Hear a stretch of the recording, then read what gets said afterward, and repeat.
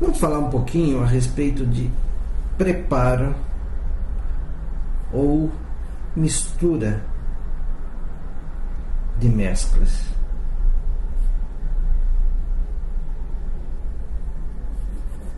Essa é uma informação importante que eu percebo que muita gente tem dúvidas. Devo ter ou seguir informações a respeito de pH? Essa é uma questão. A outra, quanto tempo dura ou fica estável uma mescla após pronta? Duas perguntas bem importantes que a gente acaba recebendo com uma certa frequência. Primeiro, seguir sequência de pH ou não. A gente tem substâncias que são pH dependente, vamos dizer assim. pH dependente. O que significa isso? Que as substâncias, para serem misturadas, elas precisam seguir a ordem de pH, do pH mais baixo para o mais alto, do 1, 2, 3 e assim sucessivamente, que pode também chegar até 14, que vai do ácido ao básico. Então, quando vem no rótulo de uma ampola o valor de pH, esse é um grande indicativo que a substância é pH dependente. Então, obrigatoriamente, você precisa seguir a sequência de pH. Por exemplo, eu tenho uma substância de pH 2, outra de pH 7, outra de pH 3, outra de pH 5. Qual que é a sequência? 2, 3, 5, depois 7. Sempre na sequência do mais ácido, pH mais baixo, para o pH mais alto. Se você inverter essa sequência, provavelmente você vai perder estabilidade, formando uma coloração que não é a que é para ser esperada. Você pode formar precipitado ou turvação, que é sinal de uma alteração física. Essas são as substâncias pH dependentes. Agora, quando o laboratório não menciona o pH da substância na ampola, é porque ele está te dizendo o seguinte: olha, eu já estabilizei essa substância, e essas substâncias você pode misturar na sequência que você quiser. Então você vai ter ali uma situação onde eu posso misturar na sequência que eu melhor entender, ou sem me preocupar com isso, sem ter aqueles complicadores que eu te falei antes: formação de precipitado, formação de turvação, uma coloração não desejável e não translúcida. Ok, mas eu misturei e obtive um precipitado ou uma turvação.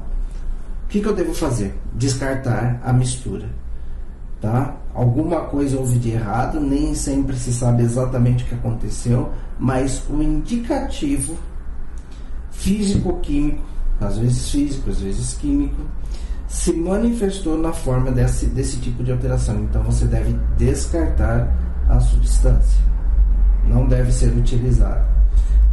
Quando que isso acontece? Olha, por experiência prática, isso acontece muito quando você mistura desoxicolato com vitamina C e desoxicolato com oimbina, também forma esse precipitado. Uma outra informação importante é a seguinte: você não deve misturar substâncias de laboratórios diferentes, principalmente se um laboratório for pH dependente e o outro produzir substâncias que não são de pH dependente.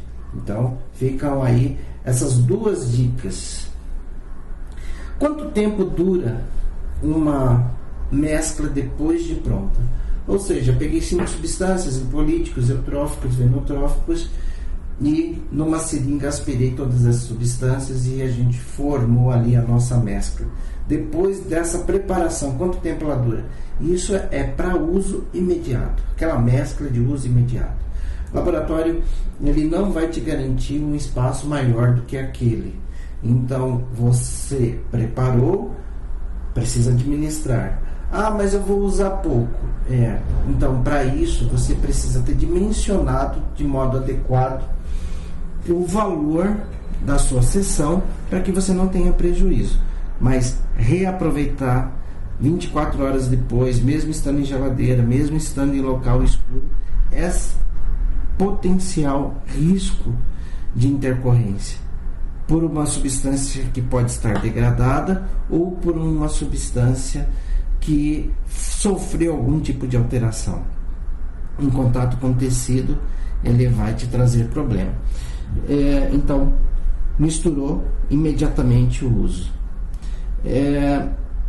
Agora, e aquelas preparações que já vêm prontas? Tem algumas preparações que elas já vêm no frasco ampola, que é aquele frasco que tem um batoque de borracha, onde a gente insere a agulha e aspira a substância.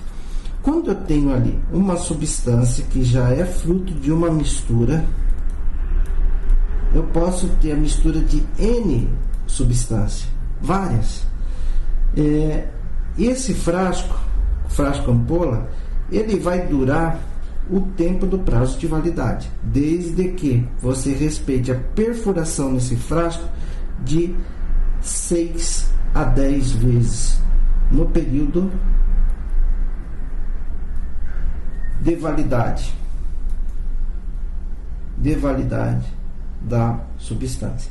E nada de deixar a agulha espetada, porque a agulha espetada na borracha do frasco ampola, ela é um canal de contaminação, de oxidação e tudo mais. Então você deve tomar cuidado com isso e evitar esse tipo de atitude.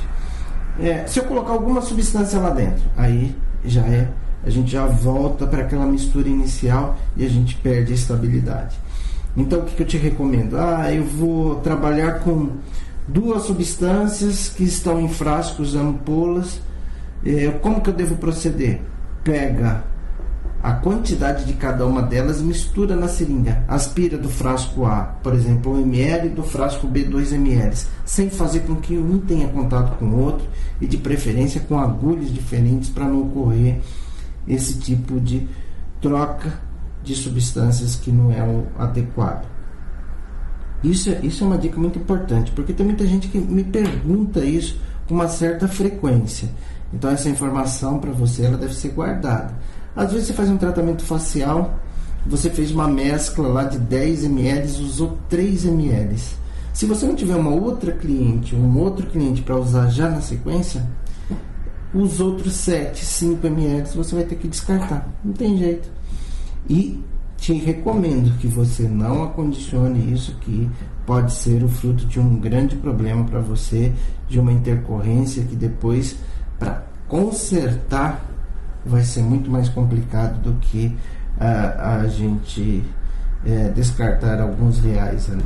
Por isso que o preço da sua sessão, ele não deve ser tão baixo assim, porque você deve computar o custo. E a mescla está dentro do custo. Então, teoricamente, você já cobrou a mescla da pessoa. Se você usou 2 ou se você usou 10 ml, você cobrou pelos 10, que foi a sua mescla. Então, nada mais justo que na próxima sessão, com um novo cliente, você tem uma nova mescla, uma nova preparação que ofereça para ele a mesma condição de tratamento e segurança. Ficam aí essas dicas. Um grande abraço para vocês.